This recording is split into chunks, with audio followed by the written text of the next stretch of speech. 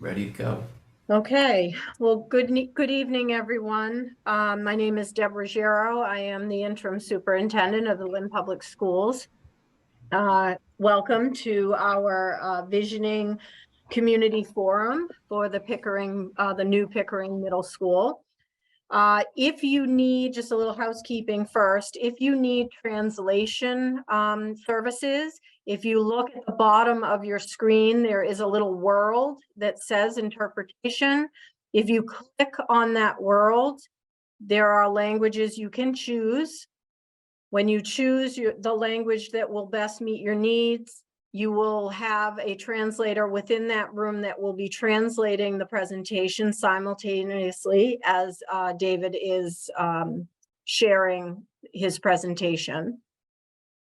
This meeting is all about the vision of what we want to see Pickering Middle School be, feel like, look like. And so it's an opportunity for us to share with you the information that we've already collected from the first two visioning meetings that we've had with the visioning committee and get your feedback and input before we have our final meeting next Wednesday. I'm going to turn it over to David Stephen, who will be leading us in this work. Thank you, Deb, and good evening, everybody. I think before I get started, I'll just turn it over to Gene Raymond of Raymond Design and have him introduce himself and his team. You're muted, Gene. Thank you, David and Deb. So yes, we have been selected as a designer for the new Pickering and couldn't be happier about it. And very, very excited to go through this visioning process, not only with the staff and the administrators, but with the broader community. So thank you for being here tonight. We have three other people here from our firm: Christine Monahan, Steve Watchorn, and Stephen Lamothe. And what we all want to do is hear kind of your thoughts for what you think the new Pickering should become. So David, I think we could turn it over to you. David is our visioning consultant, our educational specialist. Okay, thank you. Yes, good evening, everybody. So I am what's called an educational programmer as part of the design team. And I have a background as both a licensed architect, but more so as an educator. I've worked for about 20 years in the educational realm as a high school teacher, as a curriculum developer, as an assistant principal. And so my role in this process is to help create the bridge between sort of the district and the architects as they talk about and envision a new building and what that could look like. And part of this conversation is to really kind of do a lot of active listening about what is important to the district, what's important to the community, and also to share best practice ideas about what's possible so we can push people's thinking forward about what it means to create a 21st century school facility that will hopefully last for decades to come, that will be practical, that will be durable, and that will also be inspiring to students and teachers as they have access to a wide variety of different contexts for teaching and learning. So with that, I'm going to share my screen. And let's see if I could have a thumbs up from the panelists to just make sure that you can all see that. Okay, very good. So this is an interactive presentation, actually, and we're going to be asking you at different points to share your thinking. We want to share with you ideas that we've been talking about in this visioning group. I'll explain to you a little bit more about that first, and then talk about the agenda for tonight. But we're going to be covering a number of different topics and asking for your feedback, sharing the thinking of what we call the educational working group or visioning group. So, and asking for your feedback. So this visioning process is one that is a lot about listening, but it's definitely sequential and targeted. We're trying to um, uh, really distill the vision of the district and the community and connect that to ideas about 21st century teaching and learning practices, and also the types of design approaches and patterns, we call them, that support 21st century teaching and learning. So this process is one in which we started meeting with the educational leadership team from the district, and then we have been meeting for a series of, well, we will do 3 workshops. We've met for 2 of them on these dates, the 9th and the 16th of November. And we'll be holding our 3rd workshop on the 12th of December. But before we do that, we wanted to sort of share with the community about what this process has yielded so far. And then this all feeds into a discussion that the district will be having, or a document that they'll be creating called an educational plan or space program. So again, it's a kind of it's a conversation that kind of circles around but starts with education, weaves in design. We talk about space adjacencies, and we relate that all to the educational plan of the district. And so for tonight, I'm going to give you a little bit of a project overview, and then share some of the goals and priorities that have been established thus far and get your feedback on them. And then we'll also talk about future-ready teaching and learning and the conversation we've been having with the district and your teachers about what that looks like, get your feedback on that, and then finally get to the design approaches and design patterns and see what you are most excited about. And we'll be doing that again through an interactive platform. I'll explain to you how you access that in a few moments when we get to it. So this process is really about developing a narrative, as I said, of what the educational vision of the district is. And it's also about how to optimize the Mass School Building Authority space template. Now, the Mass School Building Authority, which is your funding partner in this, really wants to make sure that we're not designing obsolete buildings. So we love the quaintness of old school buildings, and we can bring many of the aesthetic of that, but we also want to be thinking about learning environments that are much more agile and interconnected, and that use square footage in the most practical and multi-purpose way as possible, but that still, the classroom is still the basic unit. We still have our classrooms, but we want to take advantage of all the spaces in between. So that's some of the themes that are going to come up tonight. And we're going to build upon the innovation agenda of the school and your school improvement plan. So it's all based on sort of your educational needs and philosophy. And we're also going to be looking at the Thurgood Marshall, which we know is a wonderful model school. And as we think about the Pickering, we want to think about all the good things about the Thurgood Marshall. And it's a few years old now, so doing kind of like a post-occupancy analysis of what are the things that we might want to tweak for this Pickering Middle School, as well as what's the particular needs of Pickering and the sort of the culture of the school, and does that suggest other ways of approaching a building design. So I'm about to share with you some priorities that have been established and ask for your priorities, architectural, educational, and community related. But before I did that, I wanted to just share that any building going through this MSBA, Mass School Building Authority process, is going to have certain features that we can just rest assured they're going to be there. And so I wanted to tell you what they are, so that when I ask for your priorities, you can be as aspirational as you want.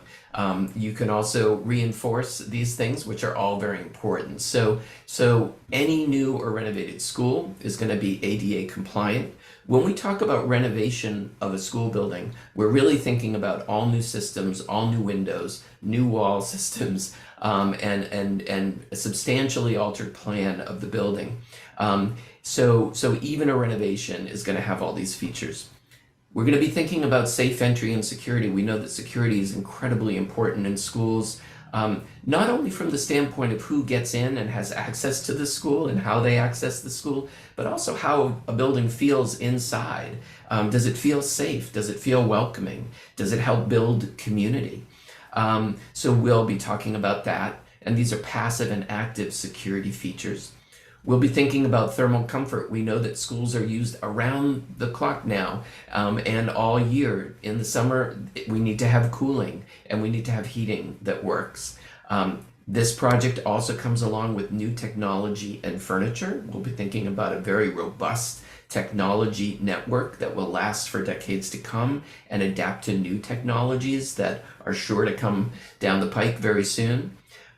All classrooms will be well-sized and all will have natural light. We know that that's incredibly important for student performance. There are many studies that show that students perform significantly better when they are in classrooms that have natural light, and not to mention health and wellness for both teachers and students. Indoor-outdoor connectivity, we're very much thinking about how to connect the indoors to the outdoors, maximize the use of your site. We know it's great for kids to get out and get fresh air, have places, outdoor classroom, or places to eat outside. Push in special education is around delivery of special education and directed services for students. And whereas we might have some special programs that are located in a certain part of the building, other than that, we use what's called a push-in or pull-over model, where that directed instruction happens in the general classrooms, general ed classrooms, or in very close proximity. So we don't want to stigmatize students. We want to, we might have breakout rooms that serve as enrichment rooms where targeted intervention and special education happen, but also where enrichment and small group work can happen. So there's no stigma about that. Safe drop-off and pickup, we'll be thinking about making sure we separate pedestrian traffic and bike traffic and car and bus. We're going to be thinking about that whole entry sequence of dropping and picking off students, of picking up students and coming to the school to visit. And any new or renovated building will have to have either a LEED sustainability rating or mass chip. So we're any new building or renovated building, we have to think about both the passive and active sustainability features. And finally, we're putting in more bathrooms, distributed bathrooms, and gender neutral bathrooms in schools. And this, I can tell you, is particularly important in middle schools. Middle school children feel very strongly about this. They want to have the option to go to gender neutral bathrooms. So those are some of the things that any new or renovated school will have. Some of the overarching themes in a 21st century school, and we'll see some pictures of this soon. We want to use every square inch of the building because everything is wired now. And hallways take up a lot of square footage that's useless. So how can we, except for in between classrooms, so how can we expand some hallway spaces, make them usable space, create extended learning beyond the classroom? The classroom is still our basic place for educating our students, but we want all the spaces in between, and we want connectivity between these spaces, especially when we're trying to create small school community, help kids feel a sense of belonging and ownership. And this is, again, very important when we think about middle school populations. So this is an opportunity to be really aspirational in your thinking as we ask you what your priorities are. That doesn't mean they need to be expensive at all, but we want to hear your blue sky thinking and your practical thinking about what you'd like to see in this building. So first I'm going to just share, I'm going to open up in just 1 minute to share with you some of the, for you to share your educational priorities. But first I'll share what the visioning group has prioritized thus far. And these are just highlights. So certainly a building that supports forward-thinking programming and 21st century skills. And that means that 21st century skills are a lot about hands-on and project-based learning, applying the content that students are learning, promoting collaboration and teamwork, and especially in a middle school, we oftentimes are teaming across discipline and have teaching teams that work with cohorts of students. So we want to support that. There's a big focus on career technology that's come up within the group, and wanting to prepare students for vocational study to help them understand how what they're learning connects to vocation and careers, and to give them ways of interacting with content that are more hands-on, that are more engaging for them, and that will make them excited about learning. Health and wellness is a theme throughout the school. That has a lot to do with both programming in the building as well as sort of what the building looks like and feels like. And bullying prevention. That prevention program is a big part of the district's agenda, and we can design buildings in ways that give you eyes on the street and make it very easy to monitor students informally. In ways that actually make them feel safer and also help them feel more connected. And finally, robust technology and innovative spaces. And so I'm going to go now to, I'm actually going to have to escape from this presentation for one moment. I'm going to put a new slide in here that I realized was not there. And I'm going to now go back to the presentation.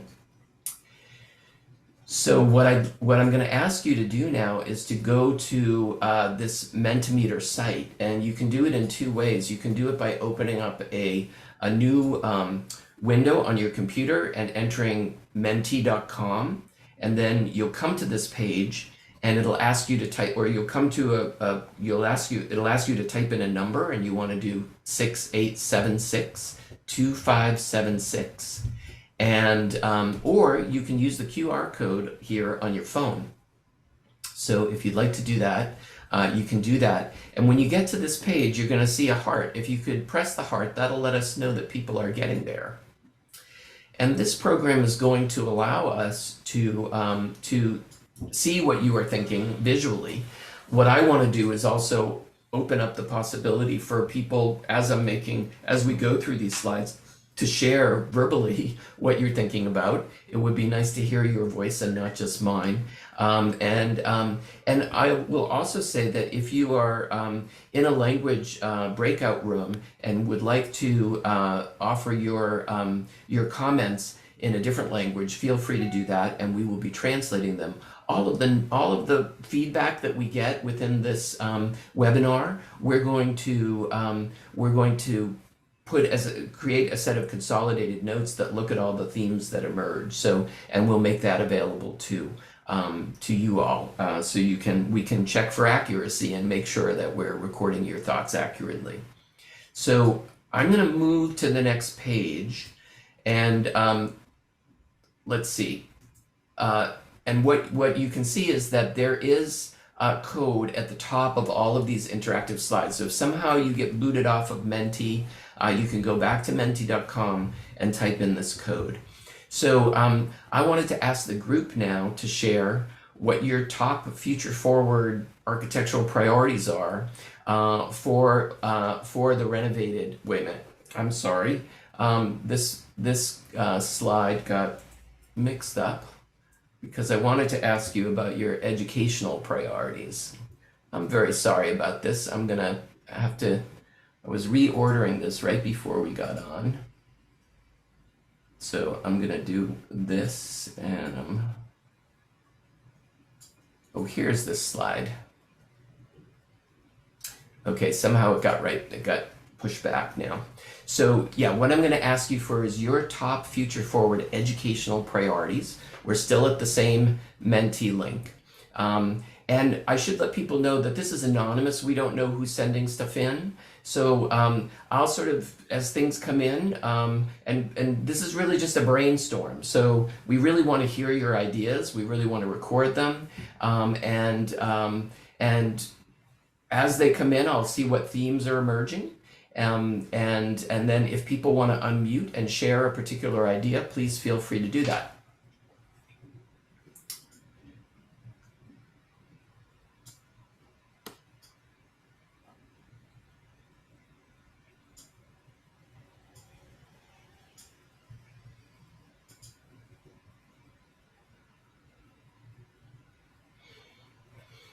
Okay, so as you can see, these are just going to come up on our screen, and you're welcome to submit more than one. We'd like to hear all of the things that you're thinking about. As you think about what you'd like for a Pickering Middle School that's going to last for decades to come, that's going to prepare your students for entering this global economy and being as successful and also kind of like really engaging with learning and liking to learn. So technology is definitely coming up here. Virtual tools to translate materials. So smart boards with automatic translation as the teacher or facilitator speaks. Okay, great. And those are certainly available. Spaces that are conducive to small group learning versus the old school. So large class size, kids in their desks with teacher at the front. So that's definitely a theme we'll be talking about. That as we think about classrooms these days, there are going to be times when the teacher is at the front, or maybe they're at the side teaching and they're talking to the whole class. There are also going to be other times when students are working more independently or they're in small groups. So we need to have really flexible classrooms, and our classrooms need to be rather large to be able to do that. And the MSBA template recognizes this and does provide good sized classrooms. Classes centering civics and connectivity to local communities. Great. And connecting to the community and out beyond the school. More clubs and extracurricular activities and spaces to support that, I would imagine. And also more foreign languages, prioritizing the human aspects of education, empathy, emotions, mental health. So that connects to this idea of social emotional learning that we'll be talking about a bit later. And really, it's something that we think a lot about, particularly for a middle school, and a school building can definitely help to promote it. Green schools, solar panels. We'll also think about ways to make the building interactive so that the students and teachers see the building as a teaching tool in terms of its sustainability elements. Vocational space, as well as proper space for arts, science, and top-notch athletics and gym. All of this is part of the MSBA template, as is spaces like a maker space or a science, technology, engineering lab, where really kind of maker thinking, design thinking, and that kind of curriculum, which is very engaging for students. Outdoor learning spaces and a variety of seating options, and comfortable spaces outside the typical box of teacher desk and student desks and chairs. Space to include more movement. So a lot of these things, they relate to curriculum and culture of the school, and they also do relate to space, as you can see. So let's see. I'm going to keep us moving along, and people can always put more in the chat. And Deb, if people raise their hand and want to share anything, just let me know. Okay, so now we're still. I'm going to go to this slide first. Things are a little bit out of order here, but I'll tell you what the visioning group, has been prioritizing as it talks about the building itself. So starting out with flexible, varied, and inspiring learning spaces that really feel fun, that feel like they're exciting places to learn. They don't need to be fancy to have those qualities. Areas for collaboration, where students can work in larger groups or in smaller groups. Equity and access. So certainly thinking about how special education and English language learning is delivered and making sure that that is dispersed throughout the school and really connected to the life of the school. Classroom neighborhoods.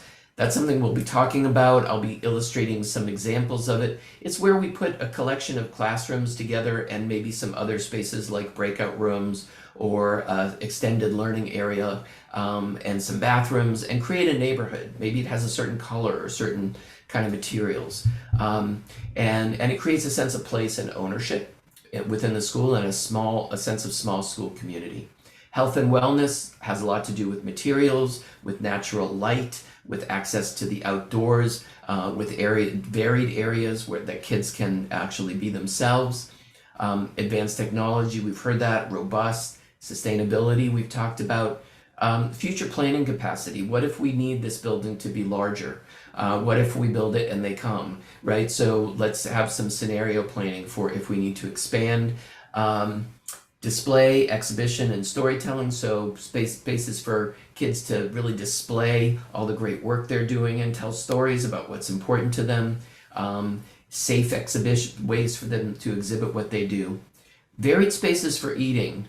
So not just a large space, but maybe some smaller spaces for eating for kids that need that smaller environment. Outdoor learning spaces that connect to outdoor classroom or sort of connect to nature on the site, and a library media center that really has is both a place for books and a place for collaboration. So those are the things that were prioritized, and now I'm going to open up for people to share more ideas about what, and you can certainly build off of things that you've already heard.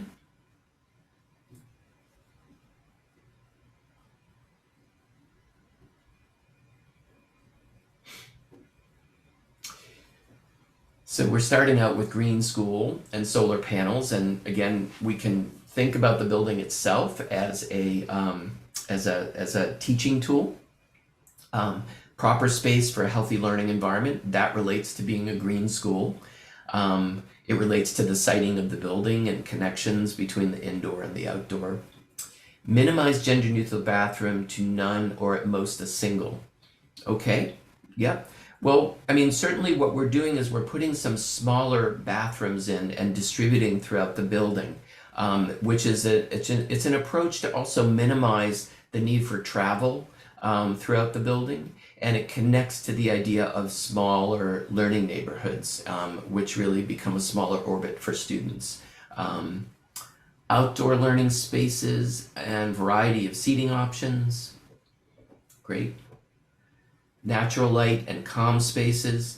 And when we think about natural light, I'll also say that, you know, we think about the classrooms as having lights, but we also think about borrowed light on the interior of the building, or skylights that allow the interior of the building to feel light as well, which has a great impact on sort of how it feels like to be navigating the school. And calming spaces. So we're building in breakout spaces. Again, it's part of the MSBA template. It builds in a lot of flexibility. These calming or these breakout spaces are often connected to or directly adjacent to classroom spaces, so you can do small group work, but you can also have a calming space or a de-escalation space. You can do testing, and you can do pullover kind of tutoring, things like that. Lots of windows that open, no inside rooms with no windows. Yeah, we're definitely of the same mind in terms of the importance of natural light. Okay, and proper acoustics, and we'll definitely be thinking about acoustics, a green infrastructure and clean energy and space that utilizes the natural world while also being educational. Yeah, and again, we can make the building that kind of green infrastructure kind of really apparent to the occupants of the building in terms of how they interact with it, or evidence, even views into the systems of the building, or plaques throughout the building that talk about the sustainable measures that are being taken or the materials that have been used. School garden.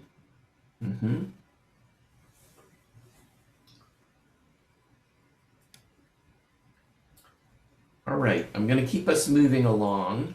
We've got one more category, which is your community priorities.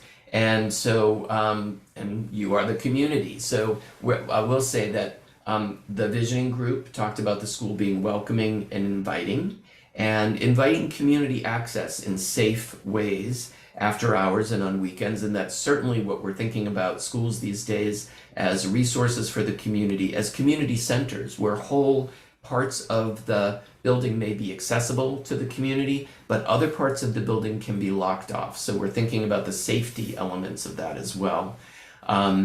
Student learning, certainly important to the community. The idea of a family resource center, and that may have access to wraparound services, or that that may have, I think there was some thoughts about an area for clothes, an area for food, potential health information about health services, support for after-school programming, definitely thinking about those spaces like the gym, like the cafeteria, and building in storage for those programs that might utilize them after hours, as well as adult evening classes, and making classrooms available for ELL, or for English language learning, for other classes, and an auditorium was important to the community. Now, the MSBA does not support an auditorium in a middle school.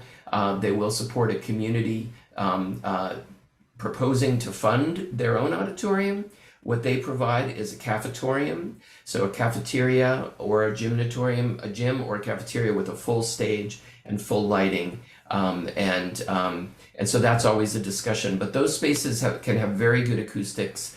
The cafetorium can be beautiful and a very nice multi-purpose space for the community. It can even be a revenue generating space for the community, which can be rented out for community events, or allowed or given for use for community events. So thinking about what your top future forward community priorities are, if you could share them now.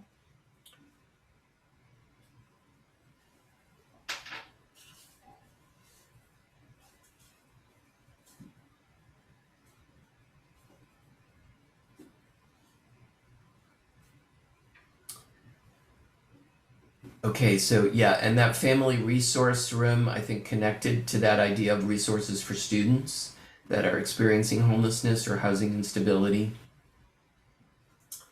A theater separate from a cafeteria, so that will definitely be part of the conversation. When the MSBA does support a district, a town, putting an auditorium into their building, again, they will require the town to do full funding of that theater, and it can be 2/3 of the size of the school. And the reason for that is because auditoriums are large spaces and they go empty a lot of the time. They're expensive spaces, so that is sort of how that's been developed within the MSBA kind of palette of spaces. A parent and family center, a safe space for all. Great.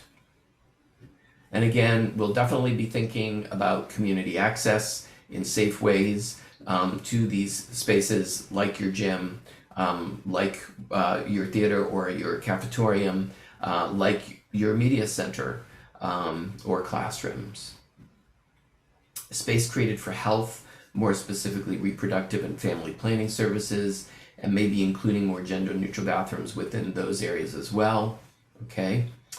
Spaces for clusters to gather together, community health access, in addition to nurse offices, and a welcoming space for parents, including meeting rooms. Yeah, so really looking at this as a space where community resources are provided and made accessible in a very open way. Community access for after-school programs and community events like movie night. Great. And classrooms for career technical education courses. So coming back to that vocational piece. And more partnerships with local public officials, connecting students to the community with volunteering and with internships. And we know that that's incredibly engaging for students, for them to have those internship opportunities, those work-based learning opportunities, and opportunities to be mentored by adults and professionals within the community.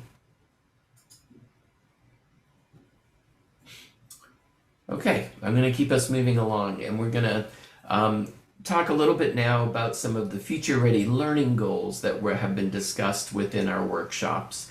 And just to say that when districts and schools think about 21st century skills, we're well into the 21st century. A lot of the conversation sort of centers around the fact that these 6 R's, and particularly the 3 R's, are still every bit as important as they've ever been. But there is a large focus on what we talk about as the 5 C's: critical thinking, communication, collaboration, creativity, and citizenship. And these are all what we might think of as higher order thinking skills, and they all connect to doing things with what you're learning. So it's applying the content that you're learning in ways that feel meaningful, and we know that that's how we all learn best, and that's all how we retain information best. There is a definite like interest, and especially in a middle school environment, around problem and project-based learning. It's very engaging for students, and we certainly want to engage them at that age. And that connects to ideas about STEM and STEAM. So that would be science, technology, engineering, and math. And in the STEAM, we add the A for arts, or arts and humanities. So it's really an integrated approach to kind of problem and project-based learning. And finally, this social emotional component, which we know is very important. And there's lots of curricula about social emotional learning that makes it really kind of like accessible for students. We need to be fully inclusive and take a universal design for learning approach to including all students, and that kind of push-in approach to providing services, and connecting to the community and being more interdisciplinary. So those are some of the bigger themes that really lead to schools themselves being more kind of active, flexible, technology-rich environments where collaboration and project-based learning can happen, and a lot of traditional stuff can happen as well. So the idea is to have the opportunity to do both and to grow over time as delivery changes over the coming decades. So this all connects to workforce development and ideas about what will help our students succeed both in the worlds of work and in the worlds of post-secondary education. So all of these top 10 skills from the Future of Jobs report of 2025 is they're all related to those 5 C's and things like adaptability, analytical thinking and innovation, and resilience. Being able to be kind of a learning how to learn, and being a self-confident learner. So those were the things that we kind of talked about with the group, and then they went through an activity and created their own set of learning goals for Pickering Middle School, or Lynn Middle School students. And the reason why we did this is because before we got into talking about the kind of spaces that we wanted to provide in the school, we wanted to understand as a group, what is it that you want kids to know and be able to do? So a lot of the 4 C's are here. That citizenship piece kind of relates to empathy and humility. And not surprisingly for a middle school, that comes right up at the top. That we're very concerned about social emotional learning, being a good citizen of the school, feeling a part of, feeling a sense of belonging to the community. It's so important that middle school kids feel that, and that the curriculum and the building support that. Communication and collaboration, so two of those 5 C's, and developing interpersonal skills and leadership skills, being a good critical thinker, a creative thinker, real world problem solving, being a self-directed learner, and learning how to self-manage and prioritize and promote or learn about your executive functioning skills. And finally, future ready, being adaptive and agile, persevering, and developing a sense of global awareness. So this is just our first pass, what we call Learning Goals 1.0. Now, when we talked to the leadership of the district, they gave us sort of a idea of the things that were most important to them, and then we worked with our group. And I should say, I don't think I've said yet, that the visioning group was a group of about 20 people that include administrators and teachers and some community members and parents. And so we talked about what was most important for the school, and this was what the visioning group came up with as sort of their more important kind of focus areas educationally. And I'm going to go through them relatively quickly, and I'm just going to ask people to share what's most important to them. So that idea of student-centered and lifelong learning, where kids learn, they develop the confidence to be proactive learners, to develop more independence, and to work on their problem solving and organizational skills. Also very important, we know this is all in service of students learning mastery of core academic skills. But even that, when we talk about English language arts and math, where the MCAS really, and next gen MCAS really infuses all these 5Cs into it. So we're looking at these also kids looking at complex text, reading and writing across the curriculum, reading a lot of nonfiction, and also in math, developing concepts and skills, or understanding concepts and skills that allow them to apply math concepts in real world ways. Next is social emotional learning, which I've talked about a bunch already in terms of social awareness, responsible decision making, and mindfulness and good mental health. Real world connections, which was mentioned previously as important, looking at the walls of the school as permeable in the sense that kids get out into the community, and the community also is a part of the life of the school in safe ways and serves as the text for much of what the kids are learning about and doing. And really leveraging the resources of the community and the adults that can serve as mentors. Project-based and deeper learning, looking at sort of the community as text, authentic context for kids doing projects that really connect to the creation of products that are meaningful, and performance-based assessment, differentiated instruction, meeting kids where they're at, targeted intervention, inclusive and equitable access. So these again were all things that the group thought were very important. And blended and virtual learning. So we learned a lot about that in the pandemic. We want to use technology in ways that help to supplement sort of the learning that's going on, and also think about using technology for kids to produce things of beauty and value. So it's the production of technology, not just the consumption of it. So finally, middle school considerations that we talked about as important were interdisciplinary teaming. So again, we can cohort students in ways that they feel really well known, and teachers can work across disciplines. Supporting advisory programs, again, where kids can feel well known, allowing for varied instruction and exploratory programs like electives that might connect to career technical or hands-on kind of endeavors, and then transition programs that help students transition from elementary to middle school, and then from middle to high school. So I'm going to ask now, this is actually an interactive slide, and I'm going to leave these up now because these are just things we reviewed, and I'm going to ask people, our participants, to share what educational programs and focus areas that you think are most important for Pickering Middle School students. Now I'm leaving these up now just so you can reference them. You can be adding other things. We've missed a lot of things here, I'm sure. So add the things that are most important to you, or you can work off of some of these things that have already been identified. And I'm going to leave this up for a minute or two, and then we'll scroll over and see what people are thinking. And again, if anybody wants to raise their hand and add their voice to the conversation, you're more than welcome to do so.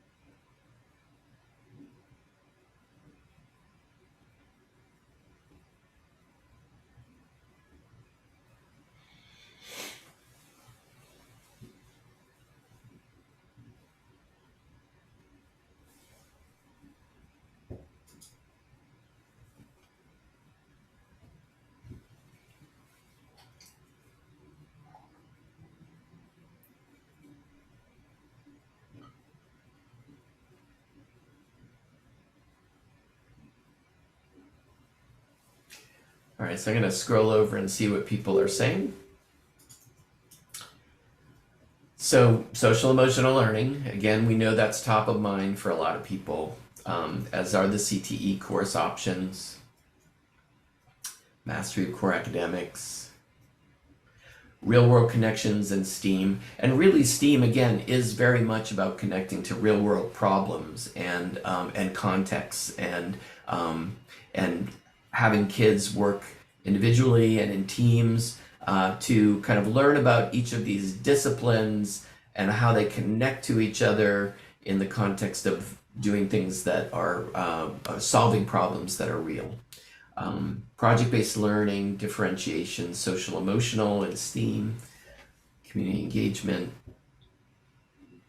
Okay, more about community engagement and real world connections. So yeah, it seems like there's a lot of desire to have kids feel connected to the community, which again in a middle school environment is certainly what you want.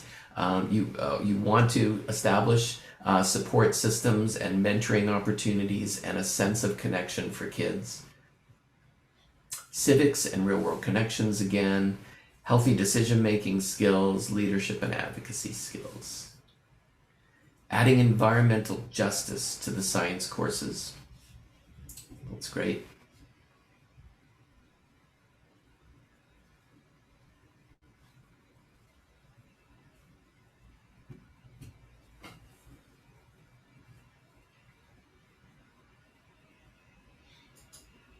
I'll just leave this up for another moment or so in case anybody's about to press the button.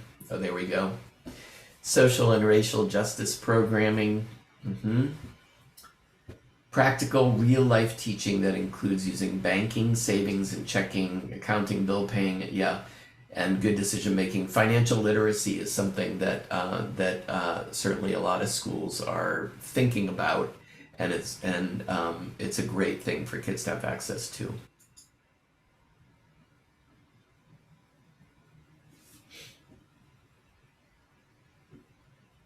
Okay, I'm going to move us along, and this is where we get into the design part. This is the last section, and I don't know if I said at the beginning that we're going to leave time at the end for Q&A and open conversation.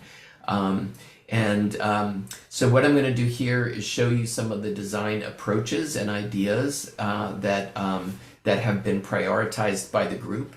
So what we did is we introduced about 36 what we call design patterns, illustrating schools that have been designed and built mostly in Massachusetts through the MSBA process over the last 5 years, and showing what these look like in practice, and then asking for people's response. And initially, using Mentimeter, people were able to do a thumbs up if they liked something, or a heart if they loved it, or a thumbs down if they didn't like it. And so in our initial prioritizing of the design patterns that we presented, these were the top 20, and these were the one in order of the importance in terms of how many actual thumbs up and hearts votes each got. And I'm going to give you an opportunity to do that yourself in just a moment. And then we went into small groups, into breakout groups. And in each of our workshops, we get into breakout groups for the last 40 minutes of the workshop. We went into breakout groups and people interacted with a facilitator who shared with them more about the design patterns, and they prioritized their top design patterns. So what you see in red here are all the things that appeared in the top 20 of the first pass, 1.0 in people's individual reactions, and then as a group we can see that 9 out of these first 10 also appeared in the small groups prioritizing. So we got it right, and then there were some other things that came up in small group prioritizing. So what I'm going to do is share with you the top 14 design patterns that have been prioritized, and I'm actually showing them to you in order of which ones got most votes, so you can see what was most important to people. Now, I'll tell you that in the bottom right-hand corner of each slide, assuming you're still on Mentimeter, you'll see a thumbs up or a thumbs down or a question mark. And you are welcome to interact with these slides if you like. If you like what I'm talking about or showing you, you can put a thumbs up. If you have questions about it or need more information, you can put a thumbs down, or you can put a question mark. Or if you don't think this is right for Pickering, you can put a thumbs down. So it just is a way for you to interact with the slides and help us understand a little bit more. So I'm going to go through these relatively quickly. So if you want to put a thumbs up, try and be quick on the trigger, so that we can record your thinking. So welcoming arrival. Now, a lot of these, I should say that a lot of these things are kind of no-brainers. Of course, we're going to be considering these things, but these are just things that, again, were prioritized by the group as of particular importance as they thought about the new or renovated Pickering Middle School. So what does welcoming arrival mean? Well, it could mean that, first of all, it's easy to know where to enter the building. There's a main entrance. It feels welcoming, it feels inviting, but it also feels secure. There are areas outside where you can gather and you can sit. There are areas where you can protect yourself from the weather if you're waiting to get into the school. And there's a clear kind of entry sequence that brings you into the school in a safe way. So security and welcome came up number 2, not surprising. We're all thinking about this.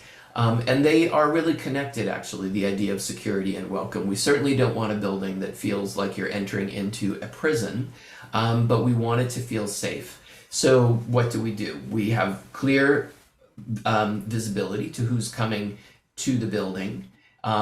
We have the opportunity to buzz people in or not, and maybe there are 2 chances to buzz people in.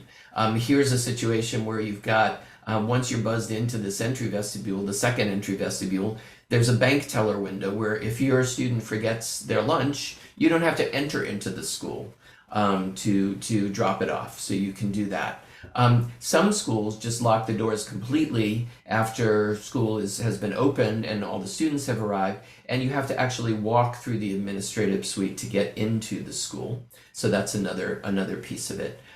Part of also welcome and security is being able to see a friendly face when you first arrive, and to have a sense of where to go and what to do in this sequence. Agile classrooms. So the classrooms we want, they don't have to have a lot of bells and whistles, but they do have to have good natural light, flexible modular furniture, and sometimes furniture that is adjustable, where kids come in all different sizes and you want to adapt to their size. Also, we have more and more classrooms with some stand-up desks that give kids options for that. We want access to electrical, maybe even pulling down from the ceiling. This is a more industrial kind of look that you see in this classroom. This has more of a suspended ceiling, which is good for acoustics. Here we've got storage behind walls that are sliding whiteboard walls. If we're doing more project-based learning, we need spaces to store materials, or if we're doing more differentiated instruction, we need spaces to store materials. Some classrooms might have a movable wall in between. In this case, it's a whiteboard wall. You can also get them with tackable surfaces. These would only be used in maybe one set of classrooms in a set of 5 or 6 if you wanted more flexibility. They are expensive, but they do have very good acoustic properties, so those are always things to consider. Classroom neighborhoods. This is definitely one of the ways in which we try and get more with less, to have the sum be greater than the parts, that is. So here is what would be, and this is the West Bridgewater Middle High School. Here is what would otherwise be what we would call a double-loaded corridor, a corridor with lockers and classrooms on either side. But instead of just being one straight shot, there's a tooth that's taken out here, and part of this extended square footage creates a team room. And right next to that team room is a teacher planning area. So you've got some good informal kind of supervision taking place, and you can see that there are views from these classrooms through windows. You can pull a blind, or you can have embedded blinds within the windows in the case of a lockdown, or if you want privacy. But otherwise, what would otherwise be just this long corridor that can feel pretty anonymous and institutional becomes a neighborhood. And here are 2 bathrooms, and there are some special education classrooms and resource rooms nearby. So this creates a classroom. It's no more a neighborhood. It's no more square footage. You want it to be used in flexible ways, but it does create a sense of connection and identity. Extended learning and breakout spaces. So these are some of the examples of things that we do to build in more flexible environments. This is a middle school in Beverly, the Beverly Middle School. We've got a breakout room between two classrooms with a glass door that you can see in. So small group work can happen here, testing. It could be a space for de-escalation, for tutoring, for differentiated instruction. And it's accessible to both classrooms, so it kind of connects those classrooms. Here's a living room environment in a school in Los Angeles, one of the Da Vinci schools, a public school, where the classrooms are kind of organized around a central living room with a little stage in it and audio visual that allows you to do presentations. So you can bring two classrooms here and do work, or you could have it set up for small group and individual work. Here's an example of just in the hallway making space more accessible and more useful for independent work or for small group work. Obviously, in a school environment, if you're going to send kids outside of the classroom, you need to be able to monitor them, and it's about building a culture of respect where kids know that it's a privilege to be outside, but they are developing more independent learning skills, and they're in close proximity to their teacher. Flexible science labs, certainly I talked about the science, technology, and engineering lab, and those hands-on labs are like really important in middle schools. Any science lab through the MSBA process is going to want to be as flexible as possible with perimeter lab stations and furniture that's mobile.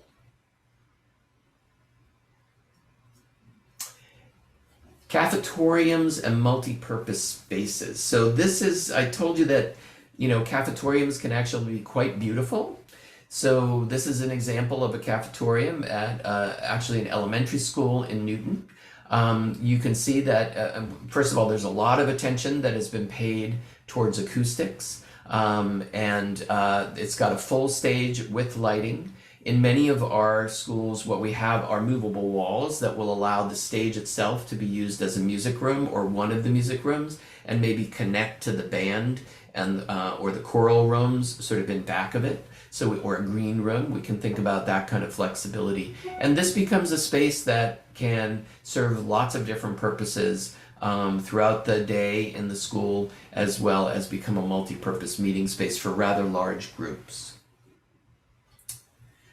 All right, so in this Mentimeter slide, I'm going to have people just ask you to, we've got our first set of 7, we're going to do 7 more, so I'll just ask people to rate these in terms of what you are most excited about as you think about a new Pickering Middle School facility.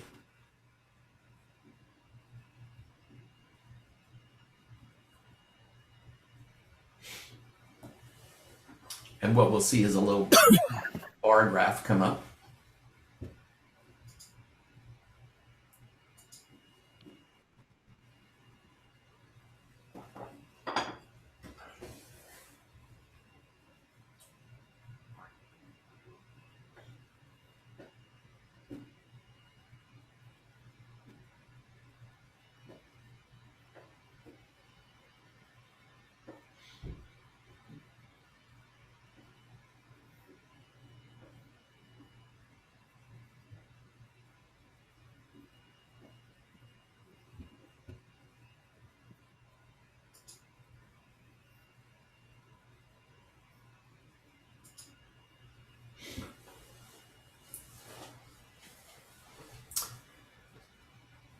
It's a little bit like a horse race here, seeing what's trending on top and if that stays on top. But flexible science labs certainly are something people are thinking about.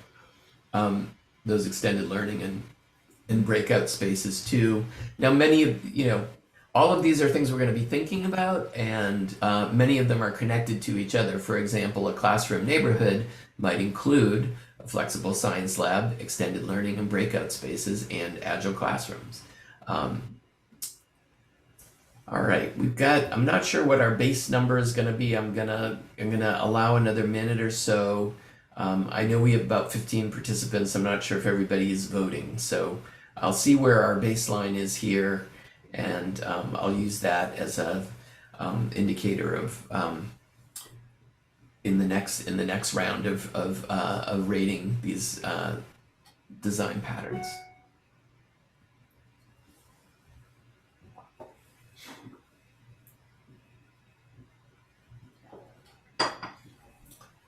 All right, I guess it's going to be 6, and we're going to move on to the next set of 7. And again, what I'm doing is I'm presenting the design patterns that were prioritized by the visioning group in the order in which they were prioritized. And these 14 are out of a set of 36 that we had exposed people to. So what we're trying to do is define a common language about what's important architecturally for this building.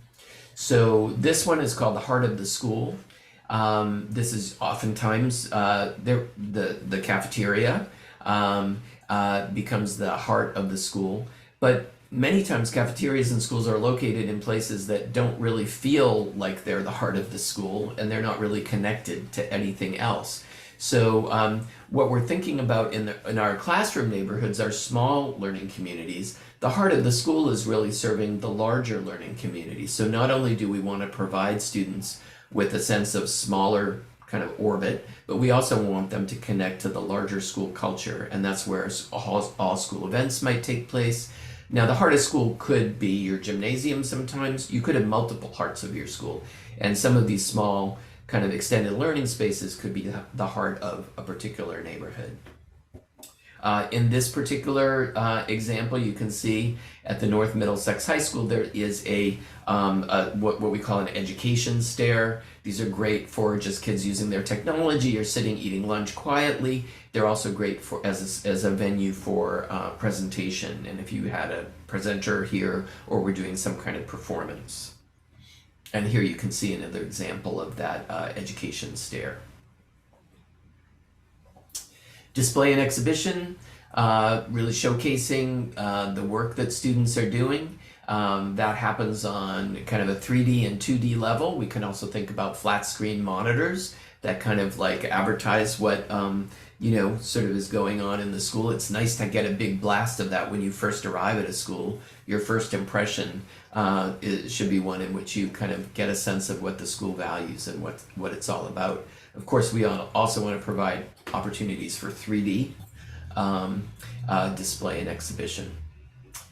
Indoor-outdoor connections. Here's an example of an interior eating courtyard that allows kids to safely go outside. We could combine this with an outdoor classroom, and it's in close proximity to the dining area here.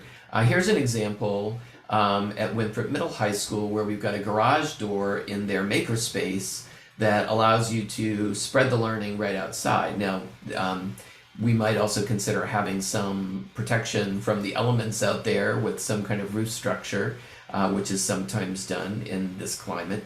But it connects kids right, directly to the outdoors and allows them to do some bigger projects when weather permits.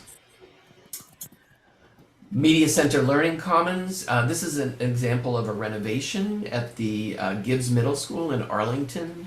And you can see that the Media Commons is sort of not what it used to be. It's a set of varied spaces. Of course, we have books there and an area for study and quiet reading.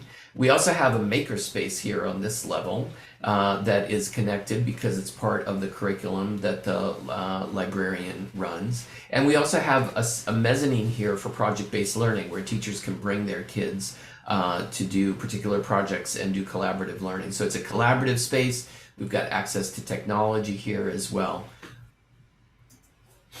Enrichment spaces, certainly the MSBA template comes with a full palette of enrichment spaces. One thing we think about is how to centrally locate them so that kids don't have to travel far to get to them. Also how to showcase some of the things that are going on. Obviously with a music room you need to think about acoustics, but certainly with an art room it's nice to be able to see things that are going on and celebrate the learning that's happening there. And school is community resource. Here we're back at West Bridgewater Middle High School, and you can see that this is the main entry. And the gym, the kitchen, the auditorium, the band, and the local cable access TV is all accessible after hours and on weekends. You can completely lock off the academic wings from this more community accessible community center, essentially. And so it's something that the community really were excited about and helped to pass the project. And finally, sustainability, certainly not least, but of course we're thinking about making the building as sustainable as possible and having that be a part of the sort of the what is evident about the building and how students and teachers interact with it. So I'm going to ask you to do this now, and then we're going to be closing this presentation and opening up for some Q&A.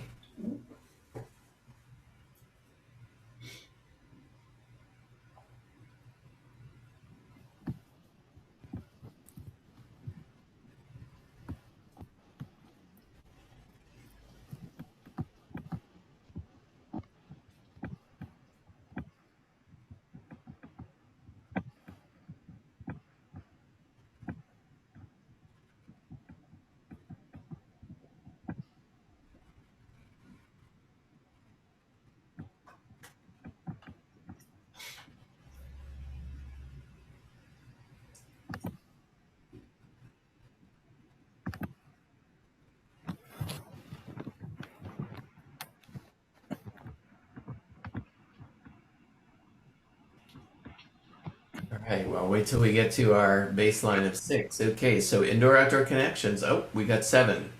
Indoor-outdoor connections made it to the top, which is not unusual, something we're definitely thinking about a lot more these days. Sustainability and enrichment spaces, media center, and heart of school. All right. So, let's see. I have another slide here. I think we have enough information, but well, we'll give you an opportunity to just share the things that you're most excited about in this particular thing, and you can also describe what you would like them to look like. So if if welcoming arrival is something you're interested in, you might say a little bit about what that would look like for you, or what kind of indoor-outdoor connections you would like.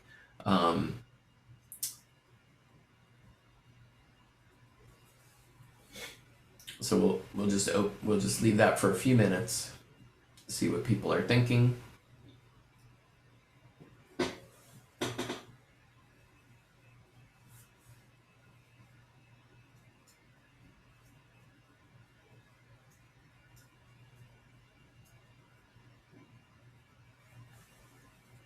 And you can certainly add other design patterns that aren't here if there are things that we did not mention. Again, these were just the top 14.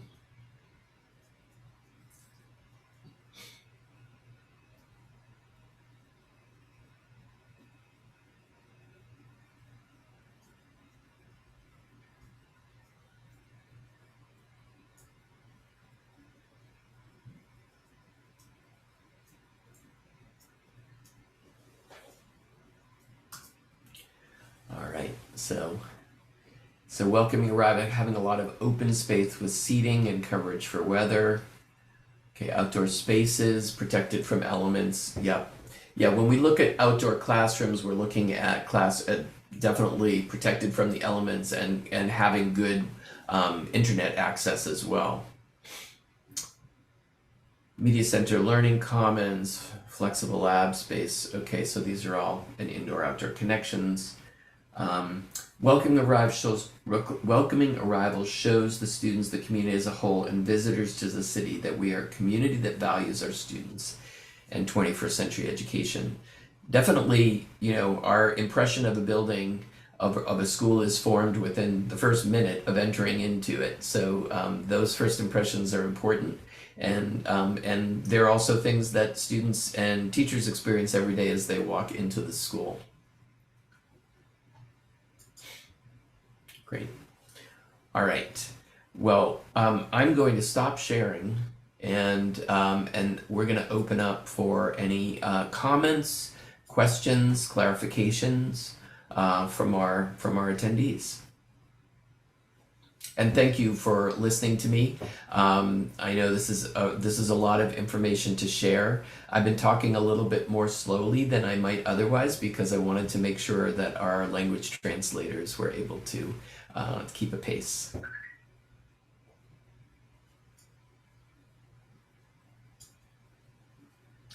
So Deb, I'll let you look out for any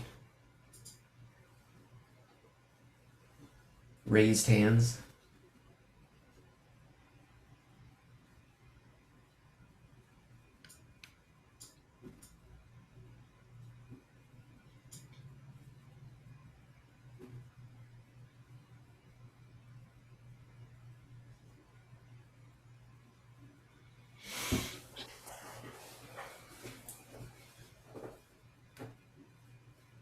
We do have a couple of questions. One question is, will the office know when a And door? somehow you are, I'm sorry, but you are echoing. I'm not sure why. I'm not sure why either. Molly, do you want to try? Sure thing. There's a technical question. Will the office know when a door is opened from the inside? Is one question around security. And the second question is, have there been any students involved in the brainstorming process? It's Gene Raymond. I'll answer the first one. Any of the exterior doors will send a signal to the main office if they're left ajar. And then Deb or David or Molly, I'm not sure if students have been feeding you all information or not. I'm looking at the attendance list and seeing if we have any students. We oftentimes do. I don't believe we have had any students, and it's always great to have students involved. And one thing that we could think of doing is using these design patterns. Of course, they like to talk about those and see exciting images of what a school could look like. So we could certainly create some kind of survey for them, or if is there an advisory program that students are in at the school? Would that be a context where they might talk in their advisory about some of their ideas about what they'd like to see in a school? Yes, there is an advisory time, but there's also talking to my team. We were thinking of pushing out a survey and discussing with the kids what they'd like to see if they had a brand new Pickering tomorrow. Sure. There are two more questions. One question is around whether there will be cooking and sewing classes offered. And the second is, I have heard that walls that slide open between classrooms, while great for flexibility, have poor soundproofing when trying to teach classes separately. Will that be considered? I'll just say about the cooking and sewing that those will be offered across the district. And then Jean, if you want to take the question around the sliding door. Yeah, I think a lot of people, the sliding partitions used to not be very good acoustically, but the ones that are manufactured and installed today have a real focus on sealing for acoustics. And for instance, the ones that we put at the stage at Thurgood Marshall, I think do a fabulous job. And the ones David showed that are kind of the same panels, they could be a whiteboard, they could be tack boards. They all seal on the edges, the tops, and even the bottom. So they are very well acoustically rated. And I would just emphasize that we would not put movable walls between classrooms unless it was a request from the teachers in the district, because it connected to your delivery or teaming that teachers might do. It does add some flexibility. Suddenly, instead of a 900 square foot room, you have an 1800 square foot room, which could be great for an evening exhibition or something like that, or if teachers are teaming. But that's just something that for discussion. But another thing is that because these panels or movable walls can be quite expensive. Other options are putting communicating doors, just a set of double doors between classrooms that allow if you're doing team teaching and if you want to have that kind of flow between classroom spaces. So we can explore that for sure. And then a member in the Q&A offered to go see them at St. Mary's. There's a wing at St. Mary's that has them. And I can comment as the former principal of Thurgood Marshall up until this interim year, that after 6 years, the soundproofing materials that are installed in Thurgood Marshall still work as well as they did the first year. So. And then there's just a note, I think, David, this might go to you, that there was some frustration about being able to put input in, I think, in Menti, if you see that Q&A. Oh, I'm sorry about that. Was it not working? It says I could only choose one, but was cut off. So my input was only 1 or 2. This meeting has been frustrating for input. Oh, I'm sorry to hear that. Is that the kind of thing where that person or others could email further input that we could, get into the minutes, David? Sure. Send it through the school department, Yeah. perhaps Molly or. Yeah. Absolutely. I mean, if we also, we could also just, is there a chat here that we can, I don't know if there's a chat in the webinar format. There's only Q&A. Yeah, there's only the Q&A. Okay. I will say that I don't know if I'm still echoing, but I will say that there were some questions from people who could not be here for this meeting, wanting to know if there was a way that they could provide input. So I didn't know if there could be some kind of survey or some way that we could post it on the website, that people could access. We could message it out that it's there for X amount of time, and people could go on and give what information they'd like to share. We can certainly create a PDF of this presentation, and then people can use that to kind of go through it and respond to the questions themselves. And send an email, and we will definitely incorporate them into the community feedback, the notes.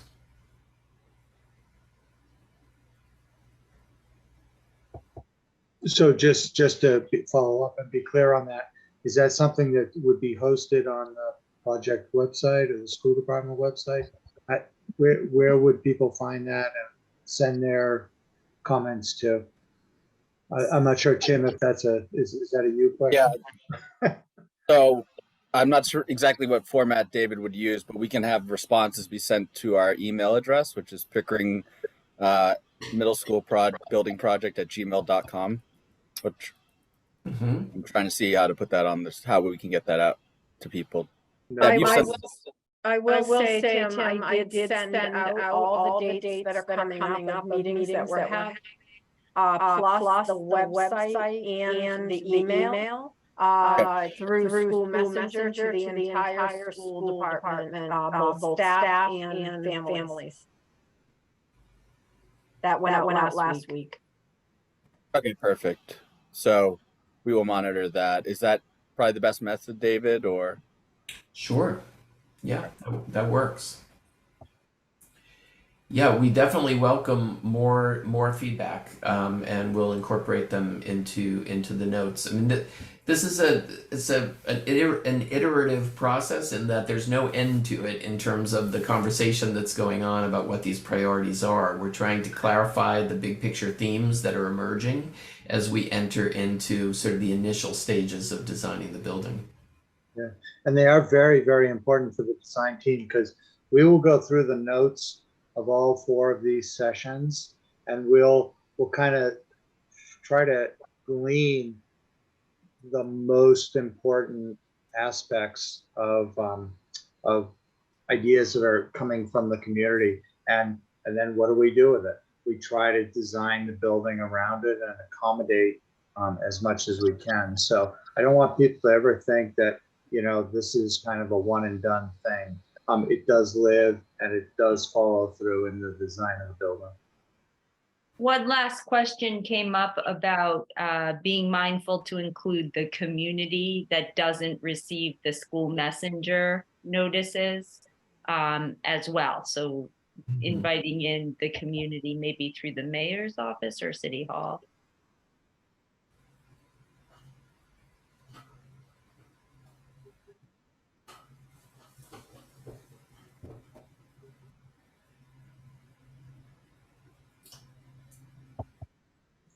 Otherwise, David, I think like usual, you've done a fabulous job. I mean, it's so great to see pictures and kind of some examples of what might be possible. And I think it kind of triggers thoughts.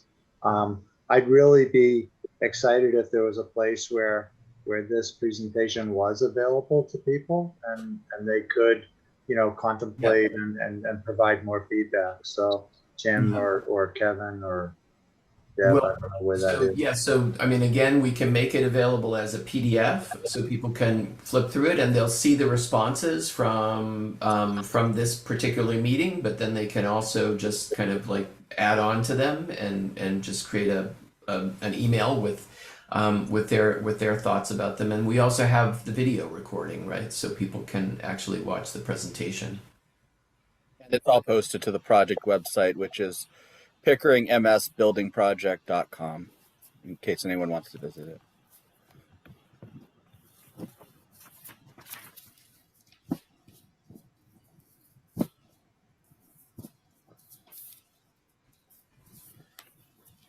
And I did see a comment that about having this on Facebook Live, which we will try to do for the, I know, David, you won't be with us, but for our site selection community forum in December. Okay. And if there are any other mediums we need to include, please feel free to let me know. We'll try to set them up. Well, I want to say thank you to everyone who came and gave their feedback and input. We'll work to get out this presentation for anyone who couldn't be here. Just want to let everyone know that there is a community forum around site selection that is scheduled for December 19th.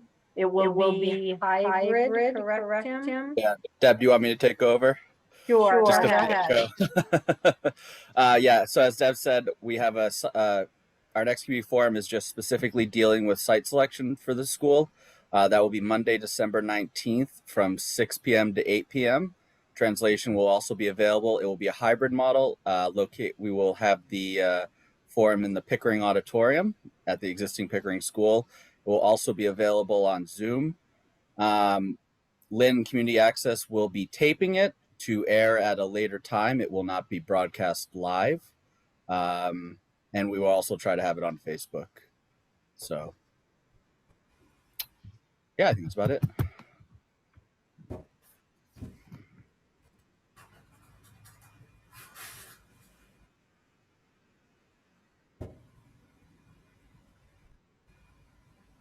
Thank you, David, for that presentation. It's excellent. All right, thank you. Thank you.